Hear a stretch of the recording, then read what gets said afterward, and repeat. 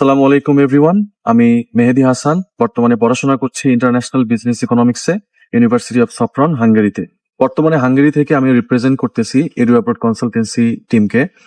শুরুতে অনেক কনফিউশনে ছিলাম কিভাবে ডকুমেন্টস গোছাবো, কিভাবে কোন ইউনিভার্সিটিতে অ্যাপ্লাই করব, কোন সাবজেক্টে অ্যাপ্লাই করব।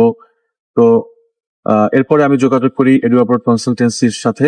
তারা আমাকে শুরু থেকে সম্পূর্ণ সঠিক গাইডলাইনে আমাকে ডিরেকশন দিয়েছেন কিভাবে ডকুমেন্টস গুলাকে গোছাইতে হবে, কোন ইউনিভার্সিটি সিলেক্ট করতে হবে, কোন প্রোগ্রামে যেতে হবে।